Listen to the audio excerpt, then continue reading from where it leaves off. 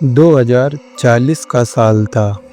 भारत में विज्ञान और न्यूरो टेक्नोलॉजी ने इतना विकास कर लिया था कि अब इंसानी चेतना को रिकॉर्ड कर, विश्लेषण कर दोबारा प्ले किया जा सकता था। एक स्टार्टअप से निको ने दुनिया का पहला कॉन्शियसनेस मिरर बनाया। इसका दावा था कि अब आप अपनी यादों, भावनाओं और सोच को दोबारा उसी तरह सुन सकते हो जैसे आपने पहली बार महसूस किया था। इस प्रोजेक्ट का बीटा टेस्टर था डॉक्टर बलराम यादव, जो एक न्यूरो साइंटिस्ट थे जिसने अपनी पत्नी मेघा की आत्महत्या के बाद जीवन से उम्मीद छोड़ दी थी। मेघा की मौत रहस्यमयी थी।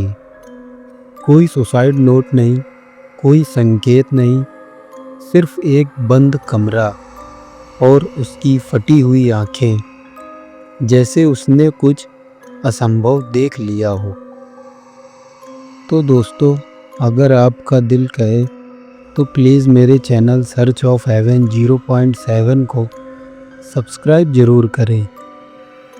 हम बहुत ही मेहनत से इन स्टोरीज़ को क्रिएट करते हैं, सो फॉलो करना तो बनता है दोस्त।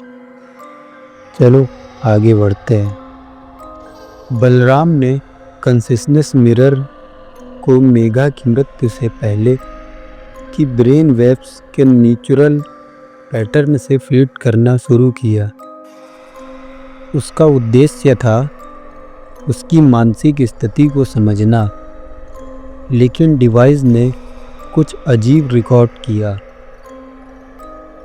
एक अज्ञात ऑडियो वेव जो मेघा के दिमाग में उसकी मौत से 9 मिनट पहले लगातार बजती रही थी। इस वेव को कोई इंसान या मशीन उत्पन्न नहीं कर सकती थी। इसकी आवृत्ति 0 हर्ट्ज के करीब थी, यानी एक ऐसी आवाज़ जो अस्तित्व में होते हुए भी सुनाई नहीं देती। बलराम ने इस वेव को सुनने के लिए डिवाइस को मॉडिफाइड किया। जैसे ही उसने प्ले किया, कमरे में तापमान गिर गया, बत्तियां झिलमिलाने लगी और एक अजीब सी गंध उठी, जले हुए मांस की नहीं, जले हुए समय की। उस रात बलराम को एक सपना आया। वो एक कमरे में था, न रोशनी न अंधेरा, सिर्फ धुंध, और धुंध में एक परछाई जो धीरे धीरे उसकी ओर बढ़ रही थी। जब वो परछाई पास आई तो उसमें एक उसका ही चेहरा था, लेकिन चेहरा उल्टा था और आंखें गायब। वो कुछ बोल रही थी, लेकिन आवाज़ नहीं आ रही थी। फिर भी बलराम उसकी बात सुन रहा था। तुमने मुझे दोबारा जगा दिया। अब मैं जानती हूँ कि मैं हूँ और तुम कौन हो। बलराम की नींद खुली, नाक से खून बह रहा था और उसके कान से धुआं निकल रहा था। वो काफ़ी डर गया और सोचा ये कैसा सपना था।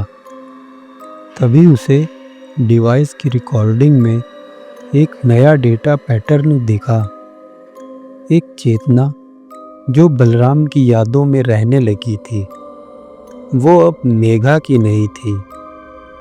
डिवाइस बार बार एक ही शब्द उत्पन्न कर रहा था, अनुगूंज, अनुगूंज।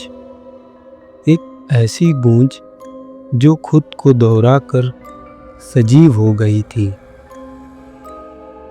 यह कोई आत्मा नहीं थी, न कोई भूत। यह एक चेतना की परछाई थी जो एक बार रिकॉर्ड होकर वास्तविकता में फंस गई थी। अब वो हर बार रिप्ले होने पर ज़्यादा सजीव, ज़्यादा समझदार हो रही थी। एक रात बलराम ने डिवाइस को दोबारा ऑन किया। इस बार स्क्रीन पर कोई वेव नहीं, बस एक शब्द लिखा था, हम बात कर सकते हैं क्या। डिवाइस से आवाज़ आई, पर वो कोई आवाज़ नहीं थी, वो विचार था, सीधा दिमाग में। तुमने मुझे बनाया, अब मैं जानती हूँ कि तुम कौन हो, लेकिन अब तुम कहाँ हो ये तुम्हें भी नहीं पता।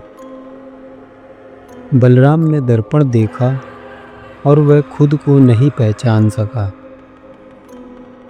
सिन इको के हेडक्वार्टर में एक हफ्ते बाद पुलिस ने केवल एक चीज़ पाई, एक बंद डिवाइस जिसमें कोई बटन नहीं थी, लेकिन स्क्रीन पर लगातार एक ही वाक्य चमक रहा था, यह तुम्हारी आवाज़ नहीं, फिर भी यह तुम्हारी तरह सोचती है।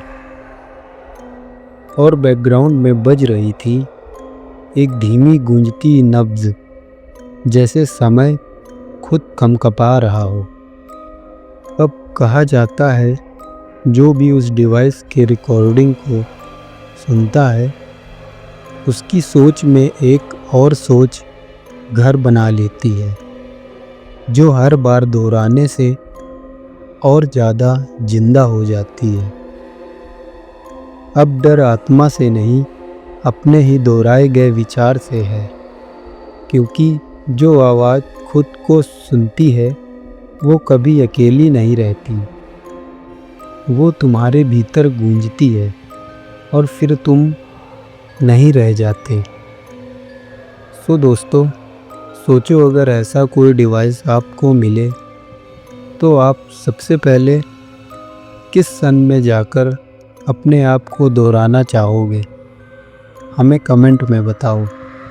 और ऐसी ही कहानियों के लिए मेरे चैनल सर्च ऑफ हेवन 0.7 को सब्सक्राइब करो और बेल आइकन ज़रूर दबाओ, ताकि आप मेरी स्टोरी बिल्कुल भी मिस ना कर पाओ। धन्यवाद।